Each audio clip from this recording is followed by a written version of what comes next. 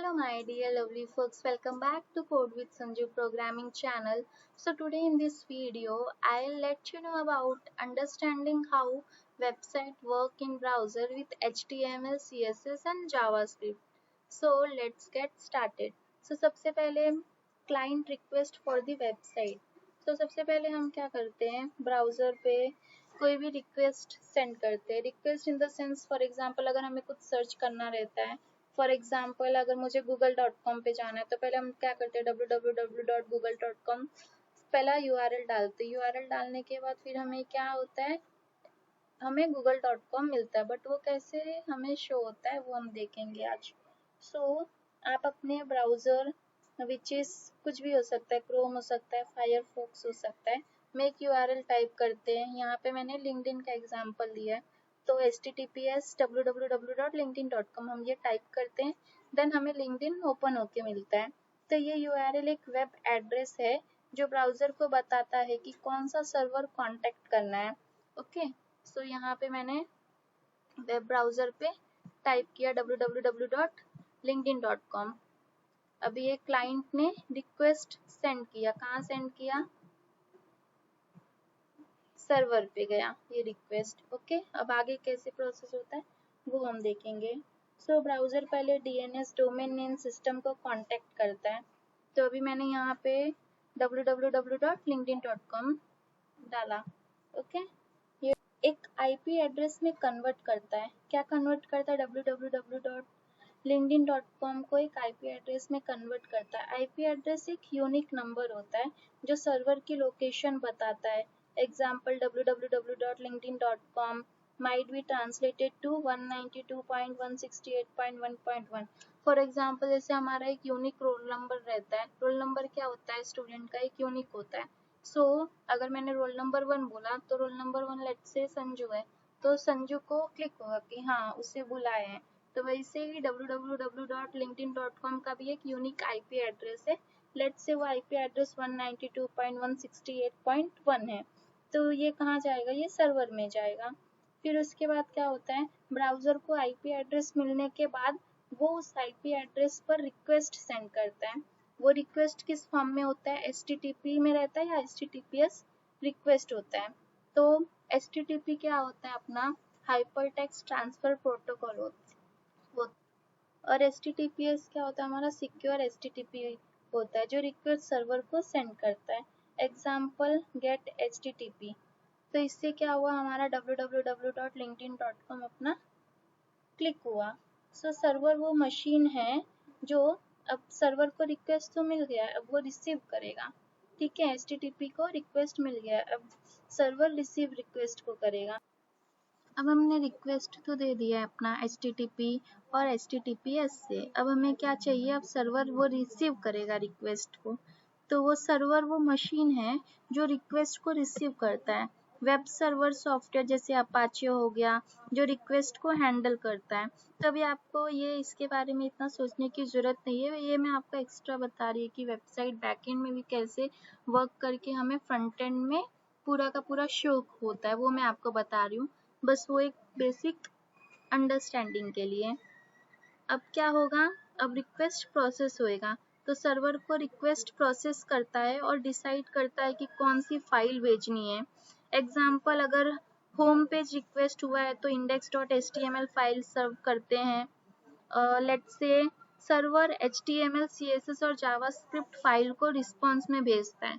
जैसे for example अगर मैंने www.flipkart.com समझ लो मैंने ये URL प्रेस किया, तो URL प्रेस करने के बाद क्या जाता है, ये सर्वर में रिक्वेस्ट जाता है. अब सर्वर क्या काम करता है, वो चेक करता है, उसी से पता चलेगा कि ये URL का फाइल ये है, तो वो फाइल किस में होता है, हमारा HTML, CSS और जावास्क्रिप्ट में होता है. तो लेट्स से फ्लिपकार्ट का ये URL है और URL का उसने अलग से फाइल बना के रखा हुआ है. HTML का एक स्ट्रक्चर होता है, वो फोल्डर क्रिएट करके रखा है कि हाँ चलो फ्लिपकार्ट का ये है तो इसका HTML, CSS और जावास्क्रिप्ट फाइल ये है. तो सर्वर फिर ये क्या करता है, ये फाइल फेच करता है. तो ये तीनों के तीनों हमको मिल जाते हैं. किसके फॉर्म में मिलते हैं, HTML, CSS और जावास्क्रिप्ट के फॉर्म में हमें मिल जाता है. तो अभी हम देखते हैं. ये फाइल ब्राउजर को बताती है कि पेज को कैसे रेंडर करना है। एग्जाम्पल रिस्पॉन्स हेडर, जैसे अपना ना बैकएंड में या फिर हम लोग पोस्टमैन ये सब कुछ यूज करते हैं, उसमें ना क्या रहता है, हर एक सर्वर का एक यूनिक नंबर रहता है। जैसे फॉर एग्जाम्पल 200 सर्वर है तो ओके है, मतलब कि सब कुछ ओके है, अभी हमें वेबसाइट बन के हमारी मिल जाएगी। तो HTML फाइल वेबसाइट का बेसिक स्ट्रक्चर डिफाइन करता है, ठीक है, जिसमें अपना HTML हेड बॉडी एक्सेट्रा रहता है।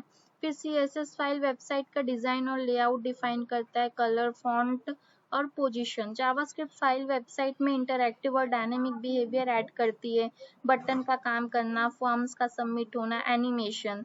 तभी ये सब अपना सर्वर ने ये सब फाइल फेच कर लिया है। अब ये कैसे करेगा, अब ये क्लाइंट रेंडर दी वेबसाइट।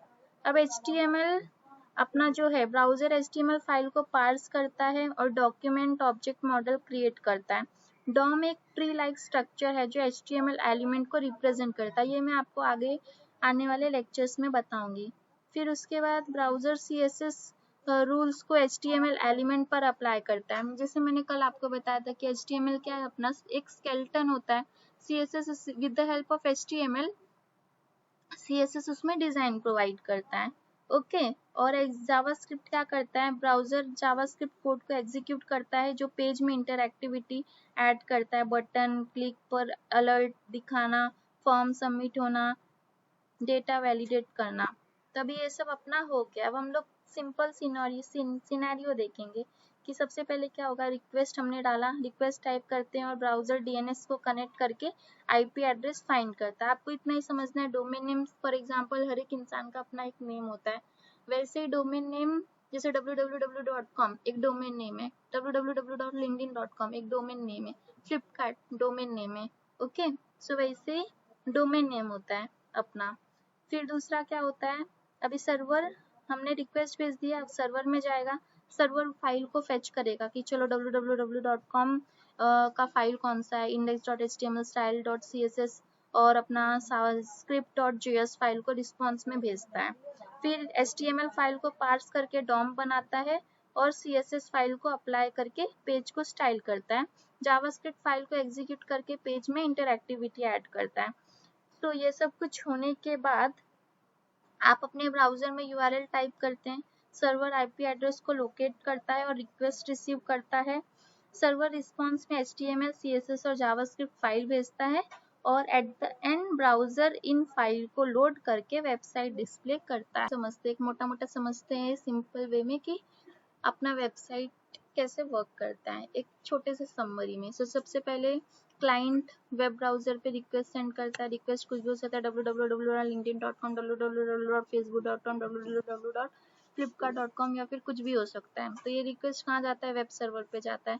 सो हर एक URL का एक यूनिक IP एड्रेस होता है, जैसे हर एक स्टूडेंट का एक यूनिक रोल नंबर होता है, हर एक एम्प्लॉय का एक यूनिक एम्प्लॉय ID होता है, वैसे ही हर एक URL का एक यूनिक IP एड्रेस होता है। तो वो IP एड्रेस कहाँ जाएगा, सर्वर में जाएगा।